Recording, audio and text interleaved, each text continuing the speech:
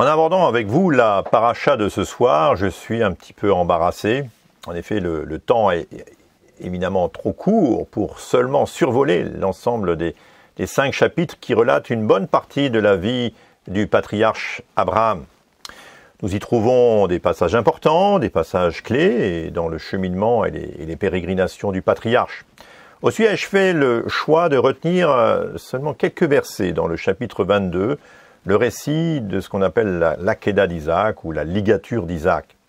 Et c'est sans doute l'événement de la vie du patriarche Abraham le plus emblématique en même temps que peut-être aussi le plus mystérieux qui soit. Un épisode de la vie du patriarche dont la portée prophétique constitue une pièce maîtresse, on peut dire, un carrefour incontournable dans notre méditation de la Torah et aussi dans la recherche ou la découverte du plan de rédemption de Dieu pour toute l'humanité corrompue. Le récit comporte en fin de compte assez peu de versets, 19, mais beaucoup de questions qui alimentent la réflexion des Juifs, bien sûr, mais aussi des chrétiens et même, on peut dire, presque des musulmans. Que comprendre de cette énième épreuve, la 10e selon la tradition, ou plus simplement de l'épreuve en tant que telle? Il s'agit d'une expérience de vie incroyable pour l'homme Abraham, et on peut même ajouter sans doute aussi pour l'homme Isaac. Il semble par ailleurs exclu de ne voir dans cette histoire qu'une simple leçon de foi pour les seuls protagonistes. Dans ce récit, comme dans toute l'Écriture, Dieu a une intention précise qui dépasse la surface du texte. Il veut révéler qui est son Messie, quel est son profil et même sa mission. Alors en relisant ces quelques versets, je ne peux m'empêcher de penser à cette parole étonnante de Yeshua et qui a évidemment troublé les pharisiens de son temps, et sans doute aussi les disciples d'ailleurs, que nous retrouvons dans Jean chapitre 8, verset 56. « Abraham, votre père, a tressailli d'allégresse à la pensée de voir mon jour. Il l'a vu et il s'est réjoui. » Alors, faut-il relier cette parole énigmatique de Yeshua à l'événement de l'Akéda, dans une perspective prophétique évidemment, et je pense que c'est bien possible. Alors nous lisons, on va lire et relire à présent le texte dans son entièreté, donc au chapitre 22 de Béréchit, de la Genèse, et à partir du verset 1. Après ces événements, Dieu mit Abraham à l'épreuve et lui dit « Abraham !» Et il répondit « Me voici ». Dieu dit « Prends donc ton fils, ton unique, celui que tu aimes, Isaac. Va-t'en dans le pays de Moria, et là offre-le en holocauste sur l'une des montagnes que je t'indiquerai. » Abraham se leva de bon matin, sella son âne et prit avec lui ses 2 jeunes serviteurs et son fils Isaac. Il fendit du bois pour l'holocauste et partit pour se rendre à l'endroit que Dieu lui avait indiqué. Le 3e jour, Abraham, levant les yeux, vit l'endroit de loin. Alors il dit à ses jeunes serviteurs, « Vous, restez ici avec l'âne. Le jeune homme et moi, nous irons là-haut pour adorer, et puis nous reviendrons auprès de vous. » Abraham prit le bois pour l'holocauste, le chargea sur son fils Isaac, et prit dans sa main le feu et le couteau. Et ils marchèrent tous deux ensemble. Alors Isaac adressa la parole à son père Abraham et dit « Mon père !» Et il lui répondit « Me voici, mon fils. » Isaac reprit « Voici le feu et le bois, mais où est l'agneau pour l'holocauste ?» Abraham répondit « Mon fils, Dieu va se pourvoir lui-même de l'agneau pour l'holocauste. » Et ils marchèrent tous deux ensemble. Lorsqu'ils furent arrivés à l'endroit que Dieu lui avait indiqué, Abraham y construisit l'autel et disposa le bois. Il ligota son fils Isaac et le mit sur l'autel par-dessus le bois. Puis Abraham étendit la main et prit le couteau pour égorger son fils. Alors l'ange de l'Éternel l'appela du ciel et dit « Abraham, Abraham !» Et il répondit « Me voici. » L'ange dit « N'étends pas ta main sur le jeune homme et ne lui fais rien, car j'ai reconnu maintenant que tu crains Dieu et que tu ne m'as pas refusé ton fils, ton unique. » Abraham leva les yeux et vit par derrière un bélier retenu dans un buisson, par les cornes. Alors Abraham alla prendre le bélier et l'offrit en holocauste à la place de son fils. Abraham donna à cet endroit le nom de Adonai Yireh. C'est pourquoi l'on dit aujourd'hui, sur la montagne de l'Éternel, il sera pourvu. L'ange de l'Éternel appela Abraham une seconde fois du ciel et dit, « Je le jure par moi-même, oracle de l'Éternel, parce que tu as fait cela, et que tu ne m'as pas refusé ton fils, ton unique.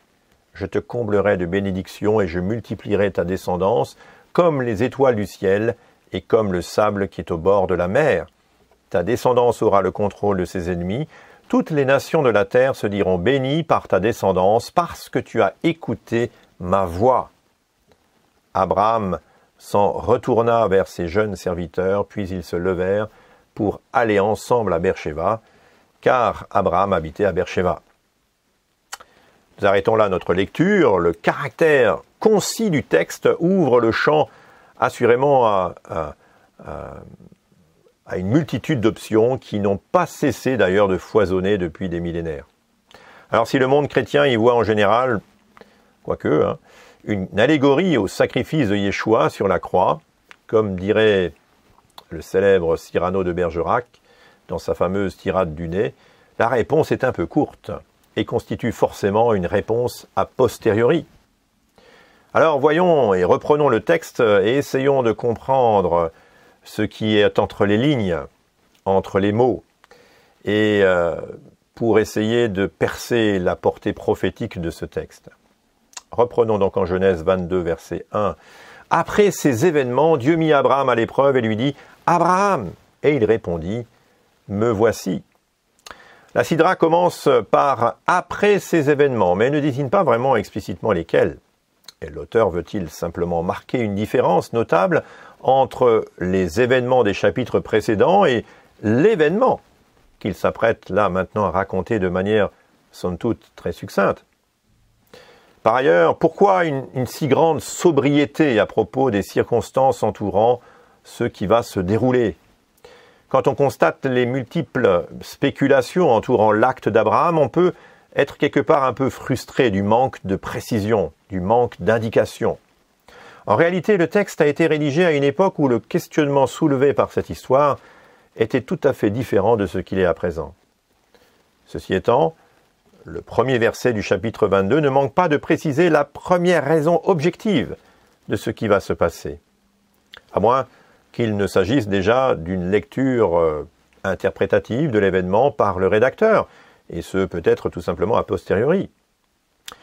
Il s'agit donc d'une mise à l'épreuve du patriarche. Abraham ne le sait pas encore, mais il l'interprète au moins ainsi, sans doute quand tout est déjà achevé. Il faut donc comprendre la demande divine avant tout comme une sorte de test, une manière de voir jusqu'où le patriarche est prêt à obéir et à se soumettre à Dieu. Pour autant, comment imaginer que le test consiste justement en une épreuve contraire à l'éthique divine? Parce qu'évidemment, le sacrifice humain est, comme nous l'a confirmé le Lévitique ou le Deutéronome, une horreur aux yeux de Dieu.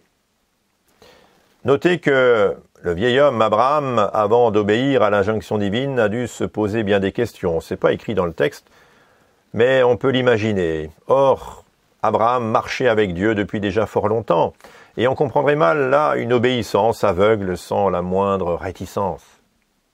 Abraham a l'habitude d'une intimité et d'une relation personnelle avec Dieu.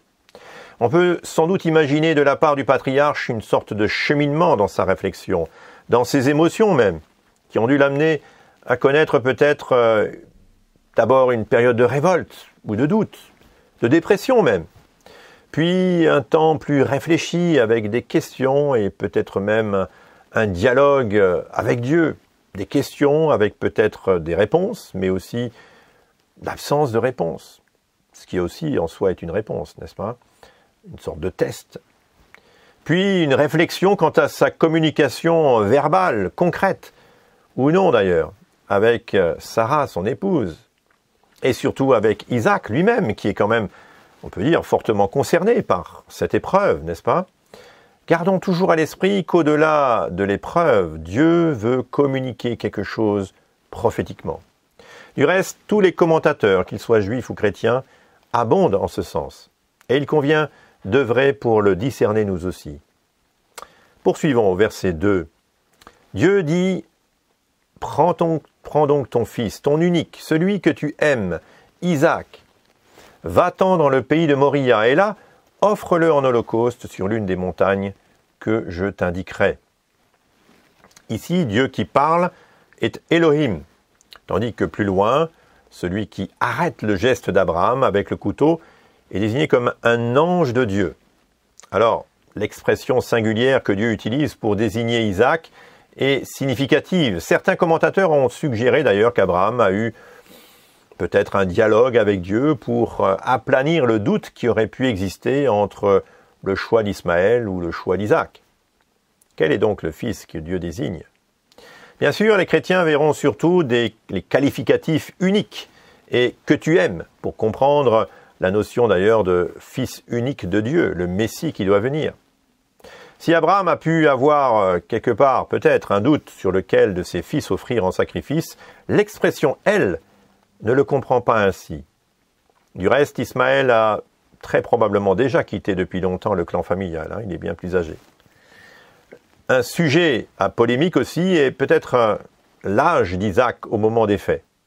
L'usage du mot « nahar » au verset 5 désigne en effet un jeune garçon, tout comme d'ailleurs les deux jeunes serviteurs dont il est question au verset 3. Si bien que beaucoup de commentateurs ont imaginé Isaac ayant autour de peut-être 12 ou 15 ans. Mais l'expression peut être aussi relativisée par le fait qu'Abraham avait plus de 100 ans à ce moment-là, et qu'il pouvait juger une personne même de 50 ans à la limite, vis-à-vis de lui, comme quelqu'un comparativement de bien plus jeune. La tradition s'accorde pour donner finalement à Isaac un âge de 30 à 37 ans, relevant en particulier que l'événement qui suit immédiatement après l'Akéda est la mort de Sarah à l'âge de 127 ans. Ce détail est peut-être anecdotique finalement sur l'âge d'Isaac, sauf que si l'on considère que l'Akéda d'Isaac n'est en définitive qu'une vision prophétique de la mort et de la résurrection annoncée du Messie Yeshua, justement, à un âge semblable. Un autre point capital dans notre verset 2, et qui n'apparaît pas vraiment dans nos versions françaises, est la singularité de l'ordre divin, de l'ordre de Dieu. À la différence des ordres précédents de Dieu, l'injonction divine comporte là un petit mot qui fait une énorme différence. Vayomer kach na et bincha. Et il dit, prends, s'il te plaît. Ou l'expression peut dire aussi, je t'en prie, ton fils. Alors, que comprendre d'une telle injonction? Abraham ne serait-il pas contraint finalement d'obéir? Dieu saisirait-il la portée effective et émotionnelle d'une telle demande qu'il en arrondirait les angles? À moins que la demande divine ne soit pas un ordre froid et inhumain, mais au contraire une sorte de réponse à l'amour d'Abraham pour son Créateur. À moins qu'il s'y cache aussi le désir divin de communiquer à Abraham finalement le montant de son amour pour l'humanité, qui le conduira bien plus tard à offrir aussi son Fils, son unique, pour la rédemption du monde. Alors les idées qu'il nous faut surtout retenir sont les suivantes. D'abord, Isaac est clairement désigné nominativement. Il n'y a pas de confusion possible. Il ne s'agit pas d'Ismaël, mais bien d'Isaac. Isaac est considéré donc par Dieu comme fils unique d'Abraham, et donc aussi comme fils premier-né. Et c'est sans doute là, sur ce point-là, qu'il y a un élément capital pour notre compréhension. On n'a pas le temps d'aborder maintenant, mais qui serait à reprendre plus tard. Dieu sait qu'Abraham aime son fils Isaac. Et donc ce sacrifice lui sera cher, très cher. Enfin, l'obéissance d'Abraham est moins une réponse servile, une sorte d'obligation contraignante, qu'une action finalement volontaire, en réponse à l'amour de Dieu, du Dieu souverain. Mais poursuivons. L'expression qui suit « va-t'en dans le pays de Moria » fait là quelque part en quelque sorte écho à la première parole de ce qu'on appelle aussi la première épreuve d'Abraham, qu'on a vu la semaine passée, où Abraham avait supporté en Genèse 12, verset 1, l'épreuve de ce déménagement « va-t'en de ton pays, de ta patrie », Lech Lecha. Ce fameux Lech Lecha se répète ici en quelque sorte une seconde fois. Si la première fois Abraham était invité à quitter son pays et sa famille pour un lieu qu'il ne connaissait pas, eh bien ici il en va différemment. Le lieu lui est clairement désigné et il semble très probablement déjà le connaître. Le mot Moria, la montagne, contient par ailleurs le nom de Dieu. Il se décompose en effet de deux termes, Mora, qui signifie enseignement, et Ia, qui désigne Dieu. Et on pourrait ainsi traduire le lieu ainsi désigné par le lieu où Dieu enseigne, ou le lieu où Dieu instruit. Et là, offre-le en holocauste sur l'une des montagnes que je t'indiquerai. L'expression serait d'ailleurs plus juste si on disait « fais-le monter là en holocauste ». On retrouve en fait deux fois la même racine « ola » qui signifie « monter vers ». L'holocauste est une offrande immolée sur le bois de l'autel, puis consumée entièrement par le feu.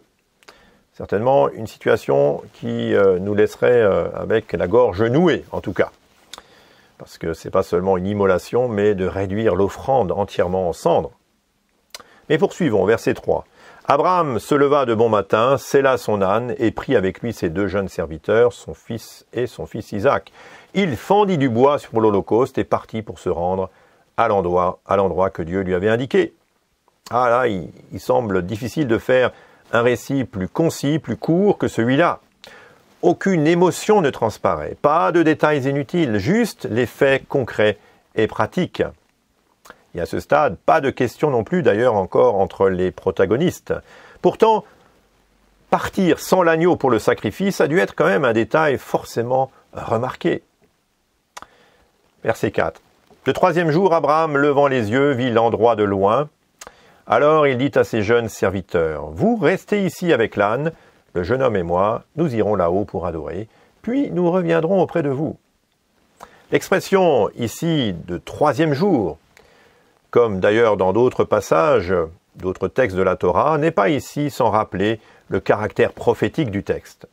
Pour les commentateurs, la mention du troisième jour évoque souvent soit la rédemption, soit le jugement, comme par exemple, et il y aurait beaucoup de textes, mais j'en citerai juste deux, le premier dans Genèse 42, verset 18, Joseph s'adressant d'ailleurs à ses frères, il dit « Le troisième jour, Joseph leur dit, faites ceci et vous vivrez, je crains Dieu. » Ou encore dans Exode chapitre 19, verset 11, « Qu'il soit prêt pour le troisième jour, car le troisième jour l'Éternel descendra aux yeux de tout le peuple sur le mont Sinaï. » Et puis un dernier passage que beaucoup de commentateurs juifs relient à l'Akéda d'Isaac, donc notre passage, se trouve dans Osée, chapitre 6, verset 2. « Il nous rendra la vie dans 2 jours, et le troisième jour, il nous relèvera, et nous vivrons devant lui. » Et puis, bien entendu, nous relevons aussi la résurrection de Yeshua qui s'effectue le troisième jour dans 1 Corinthiens 15, verset 4, lorsqu'il est dit « Il a été enseveli, il est ressuscité le troisième jour, selon les Écritures. » Mais poursuivons dans notre chapitre 22, au verset 5. « Abraham, levant les yeux, vit l'endroit de loin. Abraham prit le bois pour l'holocauste, le chargea sur son fils Isaac, et prit dans sa main le feu et le couteau. Et ils marchèrent tous deux ensemble. Alors Isaac adressa la parole à son père Abraham et lui dit, « Mon père !» Il lui répondit, « Me voici, mon fils. » Et Isaac reprit, « Voici le feu et le bois, mais où est l'agneau pour l'holocauste ?» Bonne question, n'est-ce pas? Abraham répondit, « Mon fils, Dieu va se pourvoir lui-même de l'agneau pour l'holocauste. » Et ils marchèrent tous deux ensemble. Alors cette fois-ci, le voyage se termine, mais sans l'âne. Le bois est chargé par Abraham lui-même sur le dos de son fils Isaac. Et certains y ont vu probablement l'allusion au Mashiach Yeshua qui a porté aussi sur son dos le bois de la croix qui lui servira de supplice. Et il n'y a vraiment que dans cette circonstance particulière où l'objet du sacrifice porte lui-même ce sur quoi il sera supplicié. La similitude avec les circonstances entourant la mort de Yeshua sont bien entendu très troublantes, ou au contraire peut-être interpellantes. En tout cas, au verset 6 et au verset 8, on retrouve la même périphrase, « Ils marchèrent tous deux ensemble ». Le témoignage d'une unité qu'un commentateur juif, Jonathan Ben Uziel, traduit par « Ils montèrent comme un seul » ou comme un seul homme. Autrement dit, Abraham et Isaac montent comme s'ils étaient d'accord. Alors le dialogue entre les deux hommes au verset 7 et au verset 8 est on ne peut plus court, mais aussi extrêmement intense. Une seule question bien entendu pertinente de la part d'un homme qui se demande où est l'agneau pour le sacrifice. Mais aussi une seule réponse, dont le caractère prophétique est là évidemment incontournable. Que s'est-il passé alors dans la tête d'Abraham et d'Isaac ce jour-là, lorsqu'ils ont échangé à propos de ce sacrifice, à propos de cet agneau qui n'était pas là avec eux? Difficile à dire. Certains commentateurs ont fait dire à Abraham une réponse un petit peu plus complète, du genre que si Dieu ne pourvoyait pas un agneau, c'est Isaac lui-même qui serait l'Holocauste. Mais à ce stade, on serait en droit de se poser plusieurs questions. Mais j'en retiendrai surtout deux. Est-il imaginable qu'Abraham force son fils à être immolé sur le bois? Et puis une deuxième question, est-il possible qu'Isaac accepte de bon gré d'être immolé par son père? Alors bien sûr, nous connaissons la suite du récit biblique et nous savons qu'en définitive, Dieu fera en sorte qu'Isaac soit épargné et que lui soit substitué un bélier. Cependant, les commentaires sur ce sujet sont variés et parfois même assez surprenants.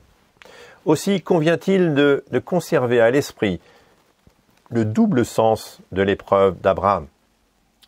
Au-delà du test, de l'épreuve de foi, le message qui transcende le texte et qui nous est finalement parvenu comporte une dimension prophétique indiscutable et même indiscutée par les commentateurs juifs et même les commentateurs chrétiens. Les rabbins depuis longtemps établissent un lien étroit entre l'Akéda d'Isaac et Pessah, la Pâque. Le caractère substitutif du sacrifice dans le cadre de l'Akéda ne se superpose en quelque sorte à celui de Pessah. Or, il ne fait pas de doute que le choix porté sur le fils, désigné unique d'Abraham, indique l'intention divine d'offrir lui-même, en la personne du Mashiach, du Messie, désigné aussi comme son fils unique, le sacrifice qui accomplit l'expiation pour les péchés. Yeshua, le premier-né, le Fils de Dieu, est mort et son sang a versé pour la vie et le pardon des péchés. Du reste, Jean-Baptiste, Jean le baptiseur, n'a pas hésité à le désigner comme l'agneau de Dieu qui ôte le péché du monde, l'agneau de Pessah. Jean 1, verset 29, le lendemain, il vit Yeshua venir à lui et dit « Voici l'agneau de Dieu qui ôte le péché du monde ». L'écho du sacrifice accepté d'un commun accord par Abraham et Isaac résonne fortement et nous font voir le don de Yeshua comme la prophétie annoncée des siècles auparavant. Abraham l'a-t-il vu, perçu au terme de son épreuve? S'en est-il réjoui? Combien il me manque de pouvoir lui poser directement la question. En tout cas, voilà assurément de quoi alimenter nos échanges durant ce Shabbat. Alors, Shabbat Shalom, et je dirais poursuivez cet échange, cette réflexion, cet approfondissement et cette interpellation de la parole de Dieu pour nous faire découvrir qui est le Mashiach. Si ces enseignements vous encouragent et vous édifient, alors n'hésitez pas à les partager autour de vous et bien entendu à vous abonner. Alors pour être mis au courant de nos nouvelles vidéos, merci de bien cliquer ici sur le bouton s'abonner et aussi cliquer sur la petite cloche comme ça, cela vous enverra aussi une notification en temps voulu. On se retrouve bientôt, que le Seigneur vous bénisse, Shabbat Shalom.